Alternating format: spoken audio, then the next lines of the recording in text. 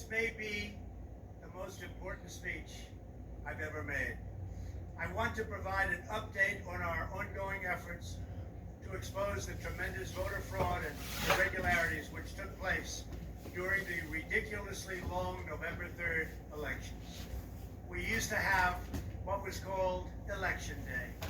Now we have election days, weeks and months, and lots of bad things happen during this ridiculous period of time, especially when you have to prove almost nothing to exercise our greatest privilege, the right to vote.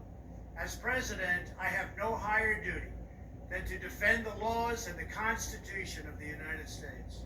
That is why I am determined to protect our election system, which is now under coordinated assault and siege. For months leading up to the presidential election, we were warned that we should not declare a premature victory. We were told repeatedly that it would take weeks, if not months, to determine the winner, to count the absentee ballots, and to verify the results. My opponent was told to stay away from the election. Don't campaign. We don't need you. We've got it. This election is done.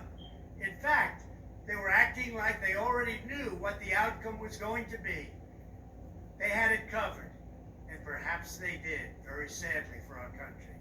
It was all very, very strange. Within days after the election, we witnessed an orchestrated effort to anoint a winner, even while many key states were still being counted. The constitutional process must be allowed to continue. We are going to defend the honesty of the vote by ensuring that every legal ballot is counted and that no illegal ballot is counted. This is not just about honoring the votes of 74 million Americans who voted for me.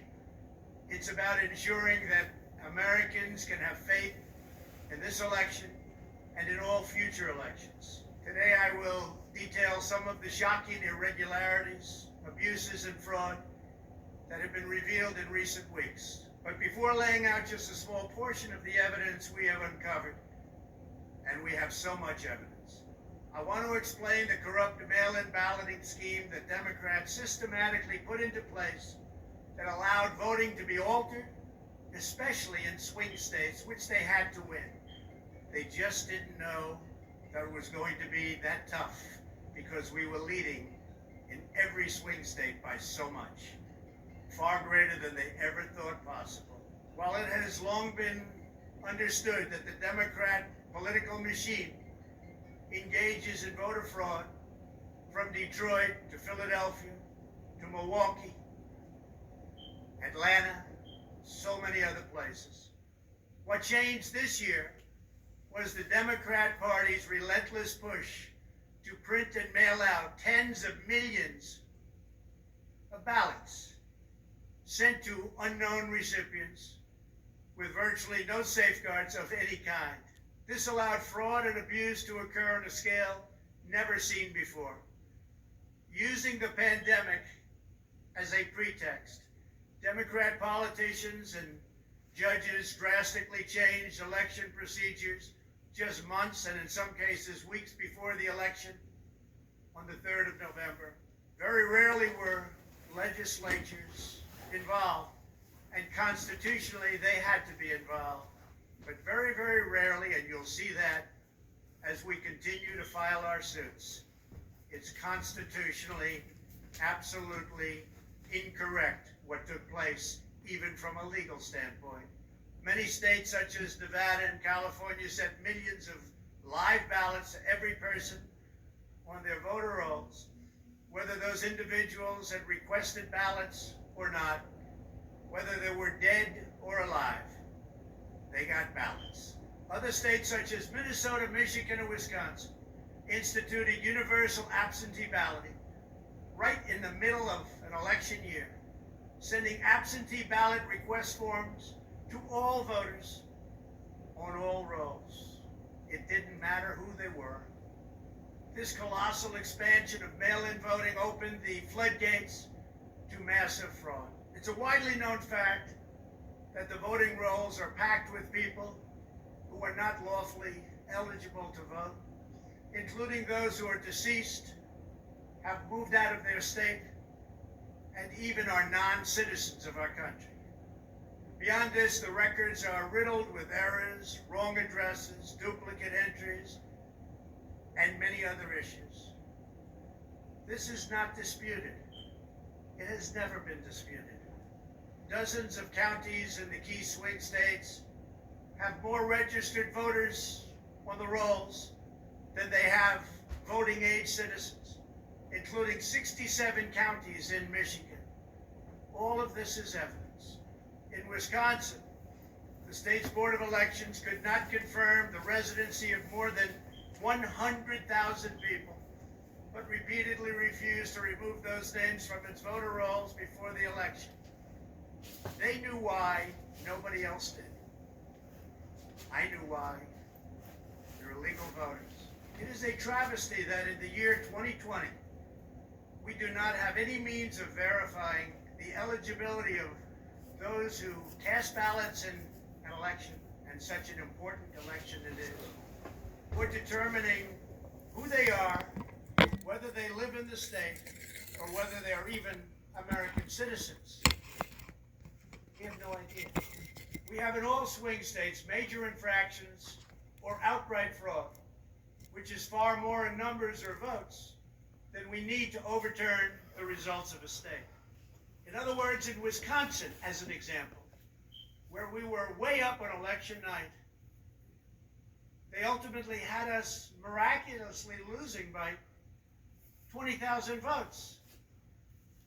And I can show you right here that Wisconsin, we're leading by a lot. And then at 3:42 in the morning, there was this.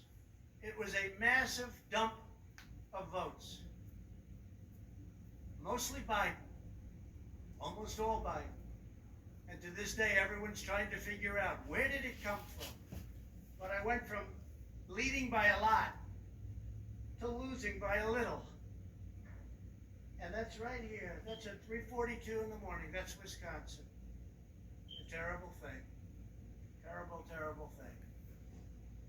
But we will have far more, many times more, than the 20,000 votes needed to overturn the state. If we are right about the fraud, Joe Biden can't be president. We're talking about hundreds of thousands of votes. We're talking about numbers like nobody has ever seen before. Just as an example, in certain states, we'll be down by, let's say, 7,000 votes. But we'll find later on 20,000, 50,000, 100,000, 200,000 discrepancies or fraudulent votes.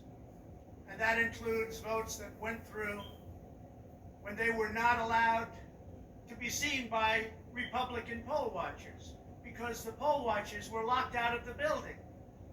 Or people that innocently came to vote on November 3rd, who were all excited about their vote.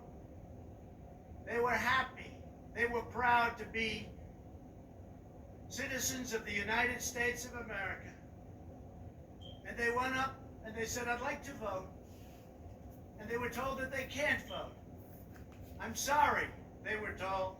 I'm sorry. You've already voted by mail-in ballot. Congratulations. We received a ballot, so you can no longer vote. They didn't know what to do. They had no one to complain to. Most just left and said, that's strange. But many people complained and complained vehemently. And in a lot of cases, they filled out a provisional ballot, which was almost never used, but in virtually every case was a vote for Trump. In other words, they went in to vote, and they were told that they voted. And they didn't vote. And they left, and they felt horror. And they lost respect for our system. And this happened tens of thousands of times all over the country. That's how desperate the Democrats were. They would fill out ballots of people not even knowing if these people were going to show up And when they did show up, they said, sorry, you've already voted. And on top of everything else, we have a company that's very suspect. Its name is Dominion. With the turn of a dial or the change of a chip, you can press a button for Trump and the vote goes to Biden. What kind of a system is this? We have to go to paper. Maybe it takes longer, but the only secure system is paper. Not these systems that nobody understands, including, in many cases, the people that run them. Although, unfortunately, I think they understand them far too well. In one Michigan county, as an example, that used Dominion systems, they found that nearly 6,000 votes had been wrongly switched from Trump to Biden. And this is just the tip of the iceberg. This is what we caught. How many didn't we catch? Are there hundreds of other examples throughout the country? Are there thousands? We just got lucky, and they called it a glitch. But we found numerous glitches that evening. 96% of the company's political donations went to Democrats, not surprisingly. And frankly, when you look at who's running the company, who's in charge, who owns it, which we don't know, where are the votes counted, which we think are counted in foreign countries, not in the United States. Dominion is a disaster. Election authorities in Texas have repeatedly blocked the deployment of Dominion systems due to concerns about security vulnerabilities and the potential for errors and outright fraud. Every district that uses Dominion systems must be carefully monitored and carefully investigated, but not only for the future. Right now, we're worried about the present and what went on with an election that we won without question. Under my lead, the Republicans won almost every state house in the United States, which they weren't expected to do. We went up to 16 seats in the House. The numbers are still being tabulated because there are 9 seats that nobody really knows. They don't know. They're still, 2 weeks later, still under consideration because it's a mess. Republicans were supposed to lose many seats, and instead they won those seats in the House. And a very important election that's coming up will determine whether or not we hold the Senate. David Perdue and Kelly Loeffler are 2 tremendous people. Unfortunately, in Georgia, they're using the same horrible Dominion system. And it's already been out that hundreds of thousands, think of it, hundreds of thousands of absentee ballots have been requested. You check it out, who's requesting those ballots. The difference is, it's one state and we will have our eyes on it like nobody's ever watched anything before, because we have to win those 2 Senate seats. The tremendous success we had in the House of Representatives and the tremendous success we've had so far in the Senate, unexpected success all over the country and right here in Washington. It is statistically impossible that the person, me, that led the charge, lost. The greatest pollsters, the real pollsters, not the ones that had us down 17 points in Wisconsin when we actually won, or the ones that had us down 4 or 5 points in Florida and we won by many points, or had us even and down in Texas and we won by a lot. Not those pollsters, but real pollsters. Pollsters that are fair and honest. Said, we can't understand a thing like this. It's never happened before. You led the country to victory, and you were the only one that was lost. It's not possible. The Speaker of the House of a certain state said, sir, I expected to lose my seat. And instead, because of you, and because of that incredible charge and all of those rallies, we had a tremendous victory. And everybody knows it. You were much more popular than me, sir, except I got many more votes than you did. And it's impossible that that happened. There is something wrong. I'll tell you what's wrong. Voter fraud. Here's an example. This is Michigan. At 6:31 in the morning, a vote dump of 149,772 votes came in unexpectedly. We were winning by a lot. That batch was received in horror. Nobody knows anything about it. By the way, there's your line. This is one of many. Here's what is normal. And all of a sudden, look at that. This is normal. Normal. Look, even here. Normal. And then boom. All of a sudden, I go from winning by a lot to losing a tight race. It's corrupt. Detroit is corrupt. I have a lot of friends in Detroit. They know it. But Detroit is totally corrupt. Look at this. Look at this.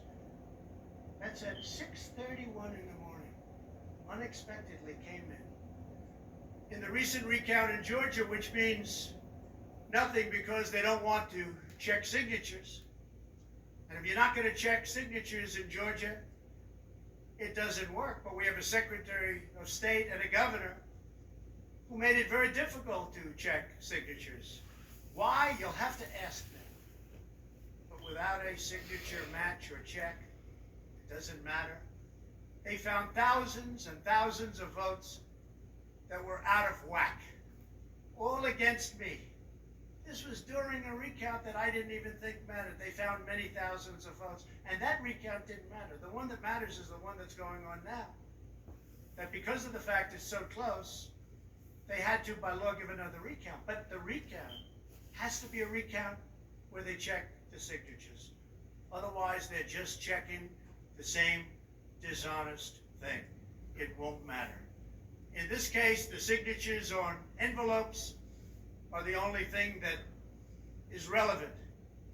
We will compare the signature on the envelope to the signatures from past elections, and we will find that many thousands of people signed these ballots illegally.